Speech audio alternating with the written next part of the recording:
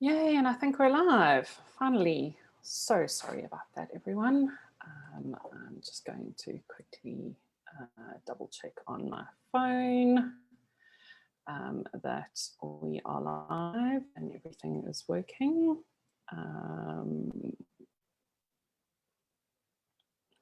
To help if I could do this quickly.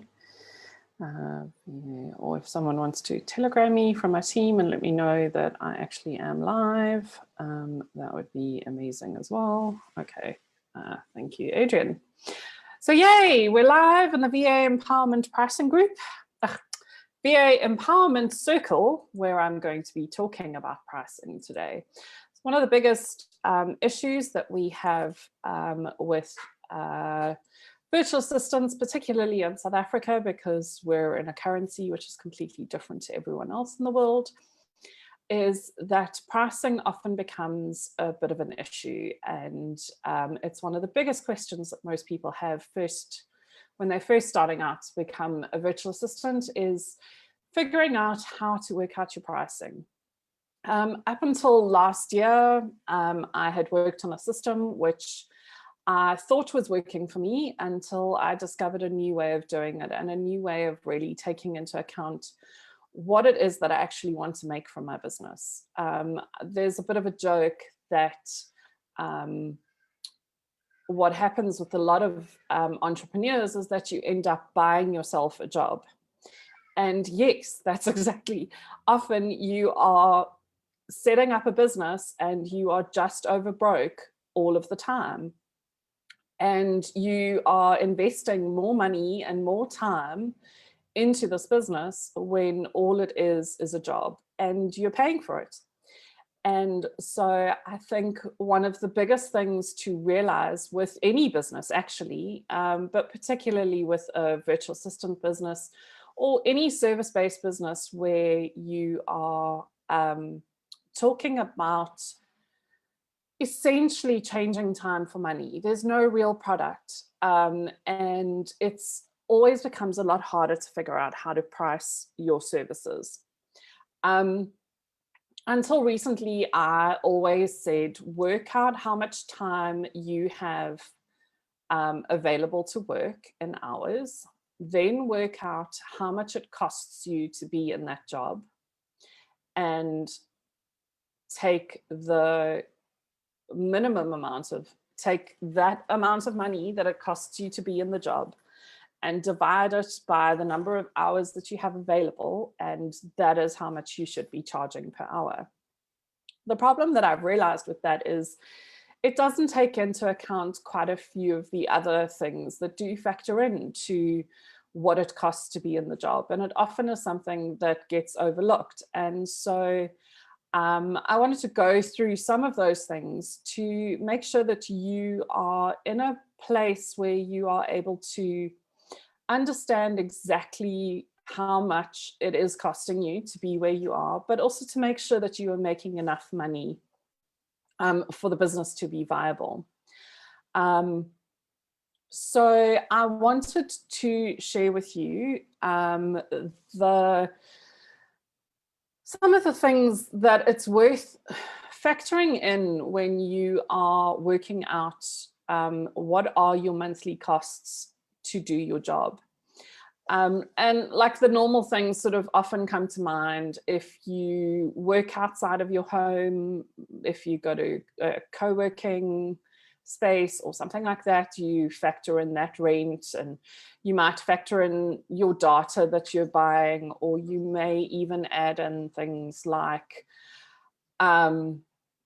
you may even factor in things like childcare while you're working, and those sorts of things.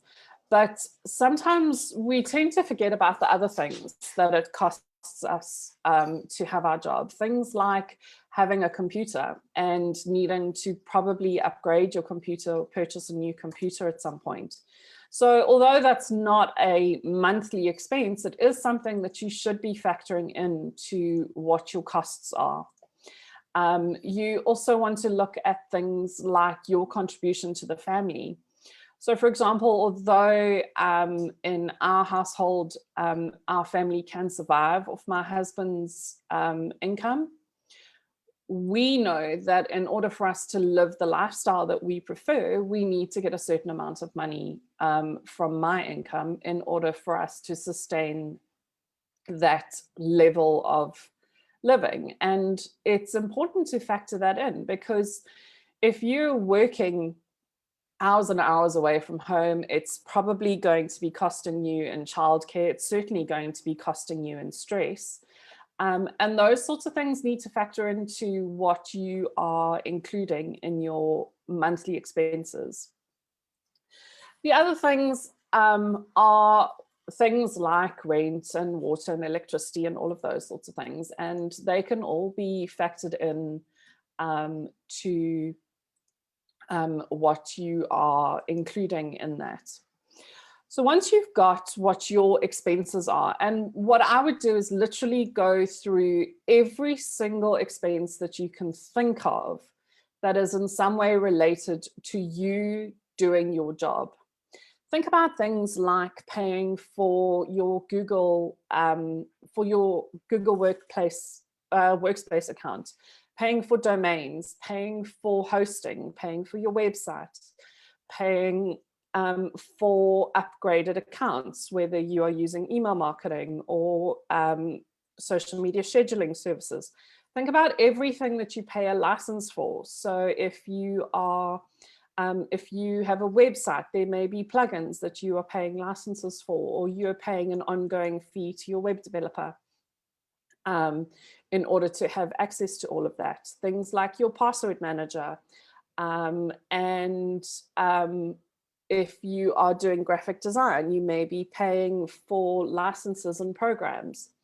Factor all of those things in, list them all out, work out what those prices are. If you're paying them in dollars, put the dollar amount and the rand amount so that you're converting those prices and you know how much it actually costs you to do your job every year. And then add all of those things up, all of those annual fees, then add up all of the monthly things that you need to have in order to do the job that you do. Factor in stuff like coffee or networking groups that you pay for to belong to, where you are connecting with people in order to build your business. Factor in things like the courses that you purchase. And they may be once or twice a year or something like that, but factor that money into what it actually costs you to do your job. And as soon as you start to do that and start to actually put pen to paper or fingers to the keyboard when you're typing it into an online spreadsheet, factor all of that information in when you're working out what the costs are of doing your job. It's not just the first few things that we think about. And then once you've worked out your absolute minimum costs that you have to cover, what you then need to do is take the amount of time that you have available to yourself, or that you have available in order to do your job, and take those costs and divide them by the number of hours in a month that you have available to do the work. Now, be really, really honest, because you may think you have 8 hours a day that you can sit in front of your computer, but what you may actually find is it's chunks of time that you can actually do work on client work. So you may have 8 hours a day that you can be away from your children, or that you can pay for childcare or something like that. But there's a certain amount of that time that you are using to build your own business. And you need to factor those hours in when you're working out the hours that you're actually available to do work. And then you're going to take that absolute minimum that you need in order to cover your job and being able to do the work that you want to work, and divide it by the number of hours that you have available to you. And so that is going to get you your absolute bare minimum hourly rate that you will ever charge. And it will be pretty surprising, would be my guess. but maybe it won't be for all of you. But it's really important that if you haven't done this work before, that you do sit down and do it. Because what I realized as well is that for me, I hadn't done this work properly until probably the last few months. And it was only once we sort of really sat down and worked out exactly what that hourly rate is that I need to be earning, that I could then confidently work on packaging and pricing and all of those sorts of things for our business and for a lot of the changes that we have made in our business when it comes to pricing. Once you've got that amount, you then need to figure out what is your desired income. And this is a bit of a mindset thing. And I will admit that it is quite a difficult mindset change that has to happen. But we're so often, and I think particularly when it comes to women who are working as virtual assistants, because the majority of us are women, when it comes to finding our value and really putting the importance on the value that we give to a situation. And I think it's really important that we need to acknowledge what we want to get out of the business as well. Whether you're working for yourself or you have a team, or you are working in some sort of industry that's slightly different or very specialized, you need to know that you are valued and you need to feel valued. And for very many of us, that feeling valued comes from being paid a worthy amount and feeling that we are valued for what we add to the group, to the business, whether that's to our clients or whether it's to other people on the team. And so this is where you need to do a little bit of mindset work and work out what is your desired income. And your desired income is completely personal. If you want to pay off debt, that amount could be your desired income. If you are wanting to buy a new computer or a new car or go on an expensive holiday, God willing, that's going to be soon. That is your desired income. If you want to be able to not have to cook dinner once a week for the rest of your life and be able to go out to a restaurant or get takeaways every week or every weekend, then factor that money into your desired income. These are not the costs that are going to save your business, but that are going to keep your business running. But your desired income is the profit and the income that you're going to get for having this business and for putting the effort in. And for me, this is really the key aspect of pricing.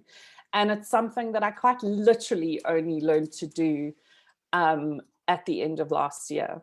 And factoring that desired income in is an incredibly important part of building a sustainable business, building a business that you can keep going, that you feel motivated to be in, that you are excited to put the effort in. It's that desired income, that extra money that is more than covering your costs. It's that money that is going to make the difference in your life. And it's that money that is going to set you apart from solopreneur, or struggling artist or struggling service provider and business owner, because it's that profit that turns you into a business and turns your business into a sustainable business. And sustainable is not just about money, it's about your mental health and your feeling valued and all of those mindset aspects that come with feeling acknowledged when it comes to understanding the finances. And finances for many of us is a major issue. I will admit to it, I have always struggled with talking prices and telling people how much I charge. But what I have realized is that once I actually sat down and did the maths and had the numbers to support what I was putting out there, it was so much easier to put those numbers out there. And so that is my little spiel on pricing. I apologize for being a few minutes late. I'm going to open up my phone quickly and see if we have any comments or questions live. So now's your time to pop in some questions on the Facebook Live if you are there. So 1 second, I'm just logging in here. Having a look. Oops. How do I pause myself? Just turn the volume off completely. I also somehow managed to turn on captions. I'm having a look. I'm not seeing any comments at this point. What I am going to do is I'm now going to share my screen because we have developed an amazing tool just for everyone who joins us on the live. So we have developed a very quick pricing guide spreadsheet that we will share the link in the comments of this live shortly. But it basically gives you the opportunity to work through all of this information that I have just chatted about in this live. And you can fill in your own details. And the amazing Adrian, who is the numbers guru at WAHM Workspace, has gone in and done all the maths for you. And all you have to do is figure out what it is that you need to fill in these yellow blocks. The only thing I am going to do is have a chat to Adrian after this live. And what we're going to do is probably add another tab for you to record all of your expenses on, which would then pull the information through here for you. But for the moment, I'm just going to stick it in here.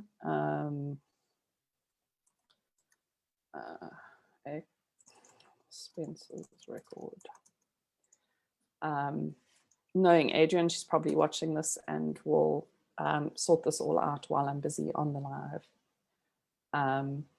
So here is where you would put in the number of hours per day that you have available to do paid work. Like I said, make sure that you're factoring in the things like needing to fetch kids from school, that time away, and a certain amount of time to spend on growing your business.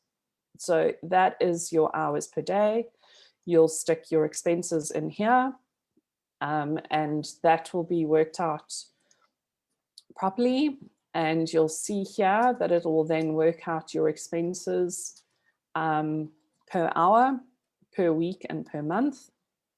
And it will then tell you the absolute bare minimum that you need to charge for your services and an average. So here you'll see that your average minimum rate is $234.85.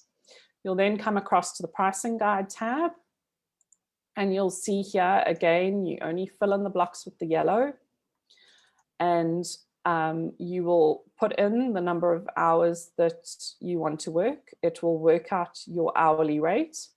It will pull through your monthly overheads from the front tab. So these color-coded blocks reference this tab. You will edit the number of hours that you want to work. And here is your key, the desired income. How much money are you wanting to make per week, per month, etc.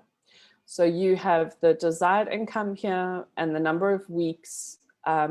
Just know that this W number will divide this cost and the desired income by that number. So we generally leave it at 1 unless we cost a project and we then want to figure out how much to charge per month.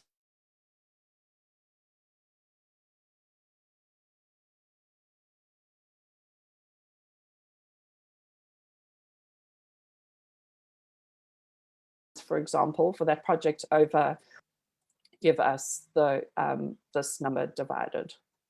So there we go. And I'm going to stop sharing because I see that I have probably run out of data, and I'm hoping I'm still connected for the moment. I'm going to end the live, but we will share the link with you in order to sign up and receive your copy of the pricing spreadsheet. And if there are any questions, I will pop into the Facebook group and answer questions in the comments.